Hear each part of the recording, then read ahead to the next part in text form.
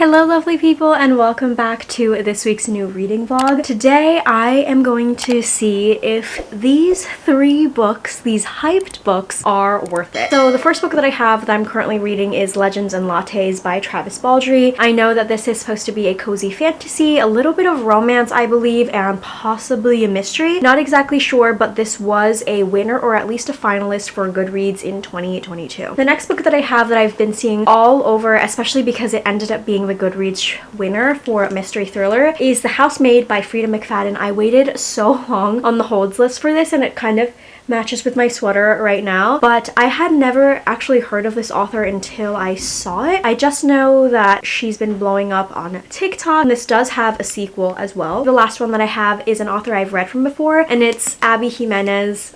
This is her Yours Truly, which was also a Goodreads Choice finalist, if I remember correctly, and it was also the book of the year for book of the month. It won the Lolly for 2023. I've also kind of fallen out of this author, so I'm seeing if it's actually worth keeping up with her or not. So I've got these three options, a variety of genre I'm realizing as well. Follow along, let's switch into vlog mode to see my thoughts.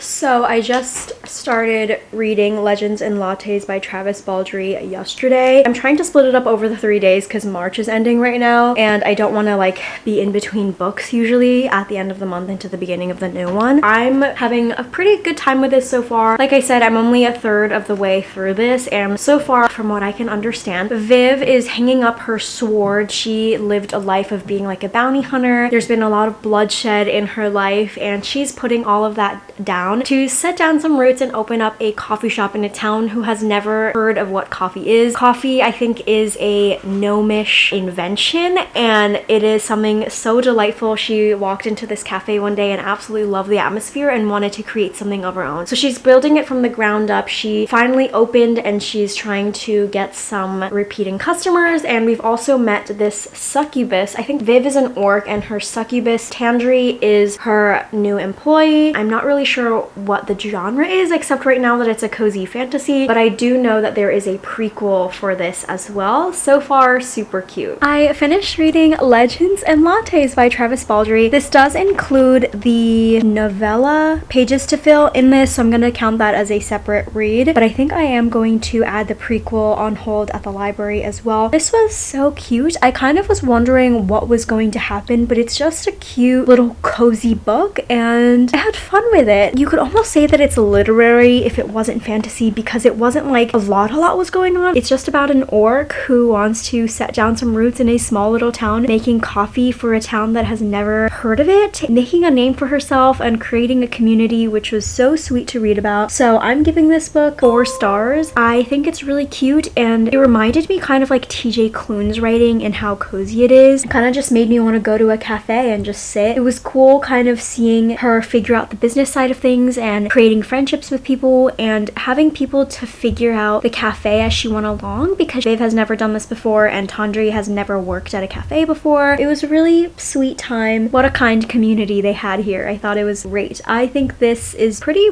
worth the hype. It gives you all of the nice feels. I think you could curl up in front of the fire in the fall and read this in one go. It goes by very, very quickly. Everyone's so adorable. I can't wait to read the prequel. I'm filming so many things at once that I had to just look through all of my SD cards to see where I was filming this vlog. My next book is going to be The Housemaid by Freida McFadden. This book is so popular. I don't have TikTok, but I think that this is where it became very, very popular. It was the first time that I've heard of this author, but she has many, many books out. This one also has a sequel, but this was the Goodreads Choice Awards winner for mystery thriller. I want it to be good. I'm currently in the middle of my 24-hour readathon, which you would be seeing next week, but because of that, I've been able to finish The Housemaid. I read so much of it the first day yesterday when I started this. It's very readable, and at first I was a little bit bored. It felt like just another typical mystery. Millie has been hired by the Winchesters. They're a rich family with one child living in Long Island, and she's been hired as their in-house help, the maid. And Nina, her boss, is so insufferable. She makes her do absolutely everything. She gets upset about everything. She tells Millie conflicting things all the time and gives her more of a reason to get angry at Millie. Millie's so confused. The husband Andrew is really nice. There's kind of this inappropriate attraction between them, and the daughter Cecilia is a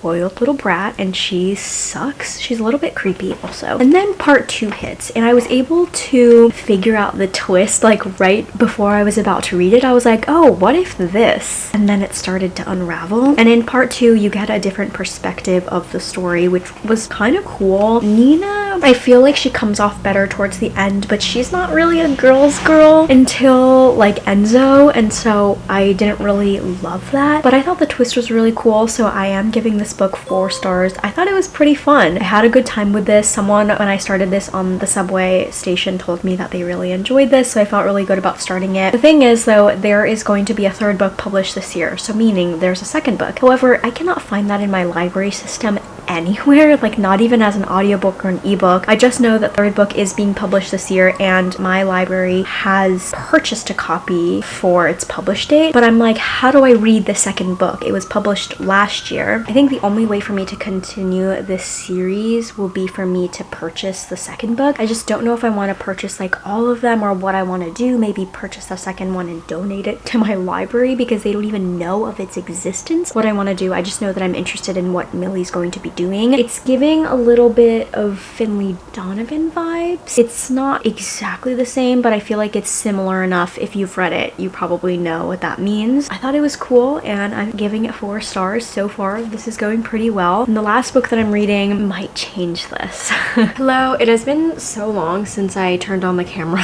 And I forgot to say, I think I started Yours Truly by Abby Jimenez. I'm very far into this book. I'm actually enjoying this. So my qualms with this author was that she always kind of just took this really difficult issue and then it was dealt with very lightly, and I didn't really like that. I had heard that before from her other books as well, and I liked her first 2 books, and then I saw it for the 3rd book and that's why I kind of stopped. I didn't want to fall in the hype. Her new book just came out as well. This is going okay though, but I feel like some of the stuff to really like Jacob, it's like too much. It's overkill. So in this book there are 2 doctors. It is the 2nd book in the Part of Your World series, so that character Alexis, her friend Brianna, we're following her. Her divorce has just been finalized. Her brother's running out of time to find a kidney donor. In comes Dr. Jacob Maddox. He's the new doctor at her hospital. He's kind of this ass and they do not have a really good start. So in an apology, Jacob, who has a lot of social anxiety, decides that instead of talking to her directly that he will write her a letter, and they create this friendship about writing these letters together instead of communicating in person or via text, what have you. And it's actually really cute. I do like the letter aspect. It just feels a lot more personal. There's so much more effort that goes into it. I do still love writing letters. From there they strike up a friendship and there's a fake dating trope because his ex is now dating his brother and they're about to get married and he wants them to be happy. He wants his family to move on from this and to not shun his brother. I think it's overkill that they're getting married. I feel like they could have just been dating, which is really fucked up in itself. Fuck that girl. I feel like it's running at 3.5 stars right now, but I think I want to finish this today because I've been reading it for quite a bit. Ever since I did my 24-hour readathon, I'm like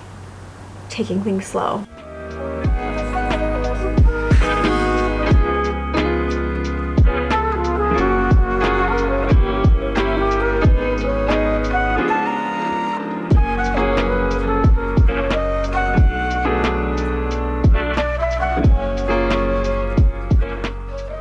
I'm finding Brianna to be so frustrating because she and Jacob have feelings for each other, but she's like stopping herself because she's convinced herself that Jacob is still in love with his ex Amy. But I think it's just an easy conversation to have. Like, say no when Jacob asked you on a real date because she thinks this, you know, it's not the right time. So this is very frustrating, especially after what I just read. I'm about to start chapter 40. I'm on page 324. Brianna just left so suddenly, and that's so unfair to Jacob, and I really don't like her right now. I just finished I just had to go answer the door, but I just finished a chapter, which is perfect because I have only a little bit left. I feel like it's like a chapter or 2, but the Heat game is starting. I'm gonna watch this. Wait, no, Miami, please. I will finish this during the commercial breaks or something. I don't really care if this is a spoiler because I know a lot of people don't like this trope, but there's an accidental pregnancy and it makes me hate this book.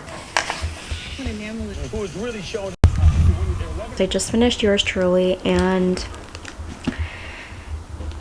I think I'm gonna give it like 2.75 stars. I really didn't like this ending. It felt a little bit too convenient. Accidental pregnancies happen in real life, I'm sure, and they're old enough and they're responsible, so that's okay, unlike this Colleen Hoover book that I read. But I just felt like the timing of it was too convenient for the story, and I didn't like that at all. The way that Brianna was reacting, I understood, but it was incredibly frustrating, and therapy exists. Like, therapy.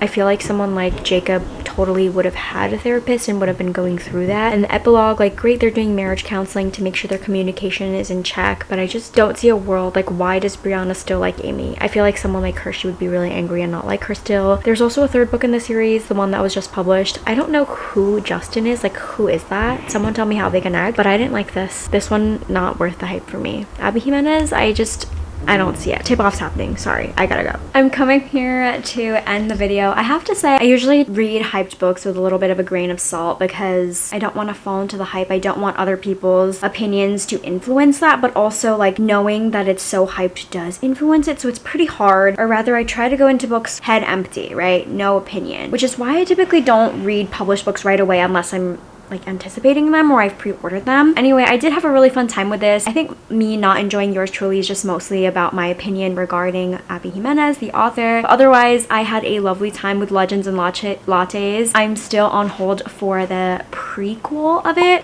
Bonedust and Bookshops, I think. I don't know what it's about, but I just know that I needed to read it. Hopefully that will be coming in soon. I did end up reading the sequel for The Housemaid, The Housemaid's Secret. Didn't quite like it as much, I gotta say, but I'll probably read the third one just to continue on with the series, see how it is. That one's coming out in June, so look for it. Thank you so much for watching. Let me know what you thought of these hype books too, and I'll see you in my next video. Thank you so much for watching. Bye!